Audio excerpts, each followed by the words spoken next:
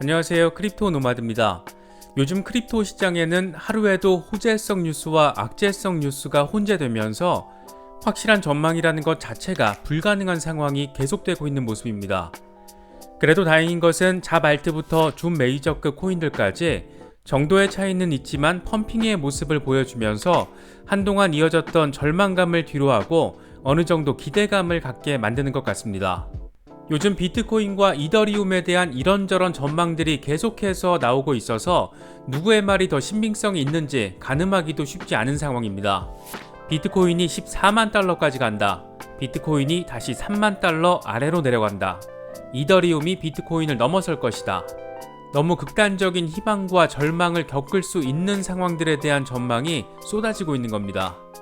투자자인 우리 입장에서는 당연히 비트코인 시세가 오르면 좋고 이를 통해 시장 전반에 활기가 돌면 더 좋을 겁니다. 이더리움이 비트코인을 위협할 정도로 규모를 키워가고 있는 것도 투자자 입장에서는 상당히 의미 있는 상황입니다. 그런데 이런 전망들을 볼 때는 전망을 내놓는 주체가 누구인지를 확인하는 것도 정보의 진위를 파악하거나 거르는데 조금은 도움이 되지 않을까 싶습니다. 특히 코인의 가격과 직간접적인 이해관계가 너무 뚜렷한 경우에는 전망과 예측의 신빙성을 한 번쯤은 의심해보거나 곱씹어볼 필요가 있지 않을까 생각됩니다. 이런 관점에서 우선 눈에 띄는 인물은 비트코인이 14만 달러까지 갈 것이라고 밝힌 셀시우스의 CEO 알렉스 마신스키입니다. 마신스키는 최근 자신의 트위터를 통해서 비트코인은 지난 2달 사이 2번의 항복 매도에서 살아남았다. 이제 남은 마지막 투매를 이겨내면 비트코인이 이번 사이클에 14만 달러 이상으로 치솟을 수 있다라고 예측했습니다. 마신스키가 밝힌 지난 2번의 투매는 비트코인 가격이 6만 5천 달러까지 급등한 뒤에 30억 달러 매물이 나왔던 지난 4월과 중국 채굴 이슈와 관련해 역시 30억 달러 규모의 매물이 쏟아졌던 6월 마지막 주의 상황입니다. 마신스키가 예상한 마지막 투매 이벤트는 7월 18일로 예정된 그레이스케일의 비트코인 트러스트 락업 해제입니다. 마신스키는 GBTC 락업 해제에 따른 투매로 50억 달러에 달하는 순매도가 일어나고 비트코인 가격은 3만 달러 아래로 떨어질 수 있다고도 설명했습니다. 앞선 영상에서 짚어봤듯이 시장에서는 이번 그레이스케일 락업 해제로 매물이 쏟아져서 현물 시장 가격에 영향을 줄 수도 있을 것이다. 이런 전망과 함께 락업 해제로 인한 하락으로 인해 저가 매수세가 몰리면서 오히려 반등의 기회가 될 수 있다는 전망이 엇갈리고 있습니다. 마신스키의 예측처럼 락업 이슈가 잘 지나고 나면 비트코인은 추세 전환을 이뤄낼 가능성도 있는 겁니다. 하지만 그는 14만 달러까지 치솟을 거라는 것에 대해서는 별다른 근거를 제시하지 않았습니다. 막연한 기대감으로 인한 것인지 어떤 근거가 있는 전망인지 밝히지 않은 상태에서 14만 달러라는 무척 눈에 띄는 숫자를 제시하면서 주목도를 이끌어내고 있는 겁니다. 이쯤에서 우리는 마신스키가 가상화폐 대출업체 사장이라는 점을 생각해 볼 필요가 있습니다. 마신스키가 CEO로 있는 가상화폐 금융 플랫폼 셀시우스는 더 쉽게 표현하면 가상화폐 대출업체입니다. 가상화폐를 담보로 맡기면 법정화폐로 대출을 해주는 회사인데 고객이 맡긴 암호화폐를 다시 대출을 해서 수익률을 높이는 구조입니다. 2021년 셀시우스의 글로벌 이용자는 75만 명 정도로 알려져 있고 비트코인 10만 개 이상을 보유하고 있는 상태입니다. 즉 셀시우스는 엄청난 수량의 암호화폐를 담보로 보유하고 있고 암호화폐의 가치가 높아질수록 회사의 수익이 오르는 수익 구조를 가지고 있는 셈입니다. 게다가 전체 자산의 25%가 비트코인이고 이게 무려 10만 개나 되는 겁니다. 근거 있는 예측인지 막연한 희망인지는 모르지만 마신스키의 말처럼 비트코인이 14만 달러로 가면 셀시우스 역시 엄청난 돈방석에 앉게 되는 겁니다. 가상화폐 시세 변동에 따라서 자산의 가치가 엄청 달라지는 직접 관계자로 볼 수 있기 때문에 이런 인물들의 전망과 예측을 볼 때는 그들의 백그라운드도 고려해서 살펴보면 더 정확한 정보 수용 여부를 결정할 수 있지 않을까 생각합니다. 특히 마신스키의 경우에는 비트코인 14만 달러 전망을 내놓으면서 거의 동시에 이더리움 시총이 1년에서 2년 안에 비트코인을 능가할 것이라는 점을 밝히기도 했습니다. 마신스키는 최근 인터뷰에서 비트코인은 이더리움에 대한 지배력을 잃기 시작했다. 2022년에서 2023년 이더리움의 시가총액이 비트코인을 능가할 것이다, 이렇게 주장하기도 했습니다. 그러면서 비트코인은 가치 저장 수단에 그치는 반면 이더리움은 스테이킹, 일드 파밍 등 다양한 애플리케이션을 갖추고 있다. 향후 비트코인보다 이더리움의 활용 사례가 더 많아질 것이다, 이렇게 전망했습니다. 이번에도 역시 별다른 근거는 없었고 코인 시장에 관심이 있는 사람이라면 상식적으로 가지고 있을 법한 지식을 거론하면서 근거로 삼았습니다. 마신스키의 이런 주장 역시 어떤 의도성이 담겨 있을 것으로 의심할 수 있는 부분은 존재합니다. 셀시우스는 2020년 11월 기준으로 이더리움 2.0 스테이킹에 이더 25,000개를 예치해 놓은 상태입니다.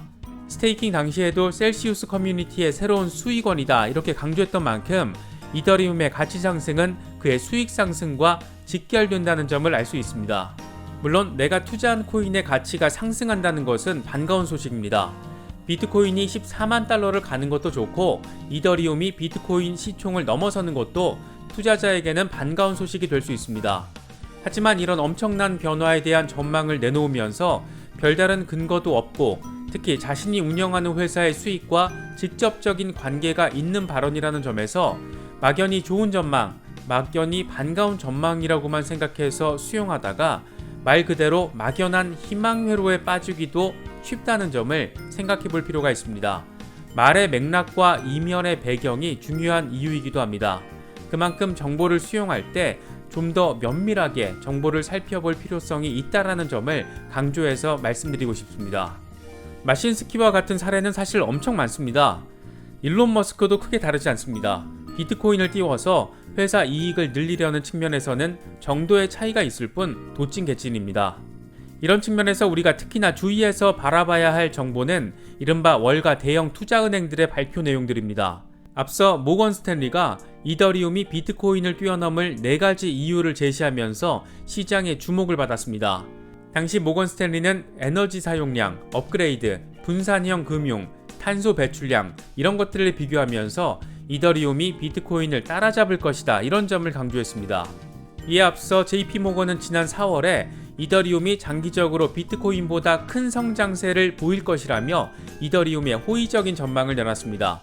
당시 JP모건은 이더리움의 강점으로 뛰어난 유동성 복원력, 파생상품 시장에 대한 낮은 의존도, 빠른 블록 처리 속도 이런 것들을 거론했습니다. 그런데 이번에는 골드만삭스까지 가세해서 이더리움 시총이 비트코인을 추월할 것이라는 전망을 내놨습니다. 먼저 골드만삭스는 7월 6일 고객 대상 보고서를 통해서 실제 사용 가능성이 높은 블록체인은 이더리움이다. 이더리움이 비트코인을 추월해서 지배적인 디지털 가치 저장소가 될 수 있다, 이렇게 주장했습니다. 그러면서 스마트 컨트랙트 개발 플랫폼 중에서 가장 인기 있는 플랫폼은 이더리움이다. 비트코인은 선점 효과로 우위를 차지하고 있지만 이더리움에 비해서 활용 사례가 부족하고 거래 속도 측면에서도 뒤처진다, 이렇게 다소 상식적인 수준의 분석을 내놨습니다. 월가의 투자은행들은 때때로 진짜 현실과 반대되는 이야기를 언론을 통해서 밝히면서 뒤에서 이득을 챙기는 존재로 의심받기도 했습니다. 그래서 월가 대형 투자은행들의 발표 내용은 반대로 받아들여야 현실과 더 가깝다, 이런 조롱이 나오기도 합니다. 그렇다 보니 이더리움이 잘 된다라는 것은 상당히 반가운 내용이지만 이렇게 이들이 다소간의 격차를 두고 잇따라서 이더리움을 띄우는 것이 역시 공개하지 않은 의도가 있을 것이라는 의심 섞인 지적도 나오고 있습니다. 이더리움을 띄워서 이더리움 매도 수익을 얻으려는 계획이 있을 것이다. 이더를 띄우는 척 비트코인을 깎아내려서 가격 하락 분위기를 조성하고 저가 매수를 하려는 의도다. 이런 의구심 섞인 해석들과 지적들이 나오고 있는 겁니다. 물론 이들의 진짜 진위는 알 수가 없습니다. 다만 적자는 경우 수익을 위해서는 시장 왜곡도 또 시세 조작도 나서서 할 수 있는 존재들이라고 인식되고 있는 곳들이고 요즘같이 어수선한 시기에 이런 전망들을 내놓으면서 비트코인이 올해 11월 업그레이드를 앞두고 있다는 점을 언급하지 않은 것은 다분히 의도성을 엿볼 수 있는 부분이라는 지적도 나오고 있습니다. 코인 시장의 정보를 제대로 적확하게 수용하는 것은 정말 어려운 작업이라고 느낍니다. 유명 대형기관에서도 의도성이 담긴 정보가 나올 확률이 언제나 존재하고 유튜브나 블로그에는 대놓고 왜곡된 정보가 넘쳐납니다. 또 이걸 아무런 분별력 없이 수용하는 사람들도 존재합니다. 무엇보다 우리의 소중한 자산이 연계되어 있다는 점에서 코인 시장에서의 정보는 다른 어떤 분야에서의 정보보다 더 신중하게 받아들이실 필요가 있을 거라고 개인적으로는 생각합니다. 제가 드리는 정보 역시 저의 주관이 담겨 있을 수 있기 때문에 늘 크로스 체크를 하셔야 하고, 유명기관은 물론 그 어떤 관련 정보들 역시 크로스 체크는 기본 중에 기본이고 필수입니다. 투자 시장은 결국 정보 싸움입니다. 하지만 우리 같은 개미들은 고급 정보에 대한 접근권 자체가 없습니다. 그렇다고 몇백만원, 몇천만원씩 들여서 유료 정보를 사서 소비할 여유도 되지 않습니다.